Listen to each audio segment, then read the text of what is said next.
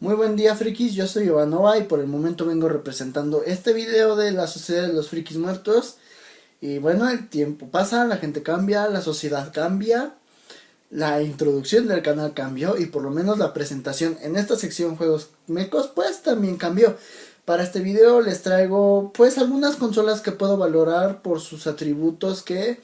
fueron absolutamente positivas y que pudieron revolucionar el mundo de los videojuegos, ya sea como alguna mención honorífica o como una recomendación para aquellos que estén interesados en tener una colección de consolas de videojuegos. Y sin más por el momento, hay que empezar este pinche merequetengue.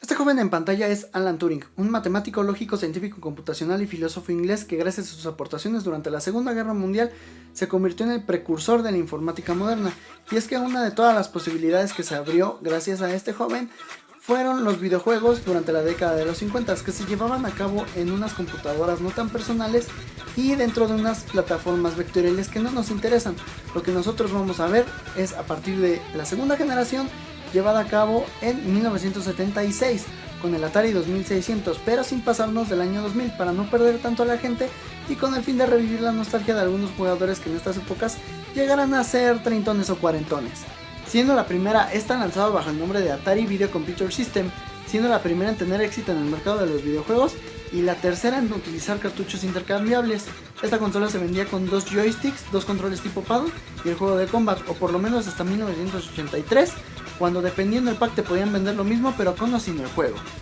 La segunda consola corresponde a la tercera generación y es nada más y nada menos que la Nintendo Entertainment System, vulgarmente conocido por todos nosotros como la NES y como la ruta de escape de Nintendo de hacer juegos bien culeros para la empresa de Atari. Esta consola junto con la Sega Master System fueron dos superpoderosas de 8 bits que llevaron una competencia super recia desde el año de 1984, siendo ganada por la NES por lo menos hasta que 4 años después Sega lanzó una segunda consola con un poder de 16 bits titulada la Mega Drive, que a lo mejor y sí le habrá quitado muchas ventas a Nintendo, pero no quitó que esta última generara bastantes novedades en el mundo de los videojuegos, introduciendo un sistema tan cagado como es el Zapper, que nos dio la oportunidad de muchas anécdotas cagadas disparándole a patos pendejos y a vaqueritos todos estúpidos. Aquí es en donde entramos a la cuarta generación, en donde hablaré de dos consolas muy importantes. La primera es la respuesta directa de la Mega Drive o el Sega Genesis, o sea el Super NES, una consola de 16 bits que incluso llegó a superar por mucho a esta última, debido a que al explotar muchísimo más los gráficos, pues logró realizar plataformeros muchísimo más ligeros, más sencillos, aunque difíciles, y al mismo tiempo pues tuvo una extensión de títulos hasta su pinche madre, muchísimo más que las licencias del Sega Genesis no podían. Por favor, incluso hasta tenemos entre el Super Nintendo y el Sega Genesis una muchísimo mejor versión del primer Mortal Kombat, que aunque no es una adaptación 100% fiel, pues se respeta bastante el esfuerzo por parte de los de Nintendo. Y mientras estas dos consolas competían por la supremacía, SNK muy en lo profundo de las alcantarillas estaba preparando su propia consola llamada Neo Geo.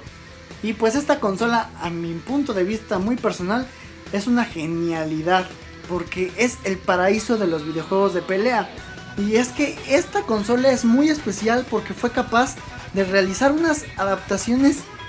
100% fieles y perfectas a muchos juegos que existían en la Arcadia. Aunque el defecto era que la mayoría de estas adaptaciones eran juegos de SNK. Pero eso no importaba si tenías un chingo de juegos de pelea que, aunque fueron muchos clones de Street Fighter, estaban muy buenos y tenían bastantes mecánicas muy originales que Street Fighter fue a utilizar después. Y también juegos mitológicos como el Metal Slug, o sea, no mames, por el amor de Dios, ¿cómo puedes rechazar una consola así? Y por último, fabricado en 1994 y con una super fuerza de 64 bits, tenemos la PlayStation 1. Una super consola que fue la liberación de Sony de muchos juegos que fracasaron desde el Super Nintendo, e incluso creo que del primer Nintendo Entertainment System.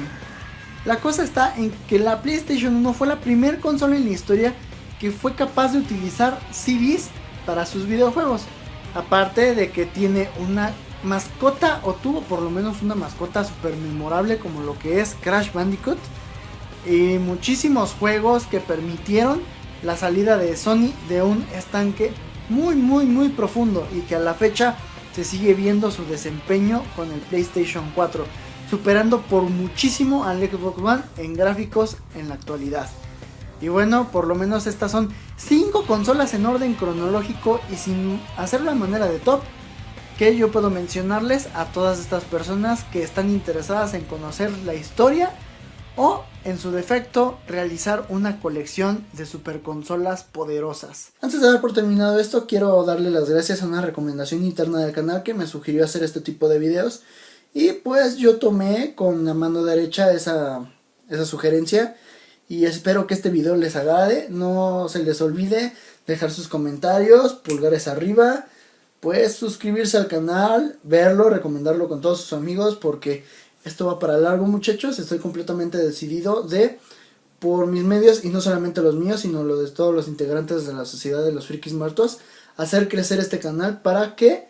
pues, ustedes puedan ver las capacidades que pueden tener algunos frikis en los que ustedes no creían. Y bueno, esto es todo por el momento, y ahí se la ven, chavos.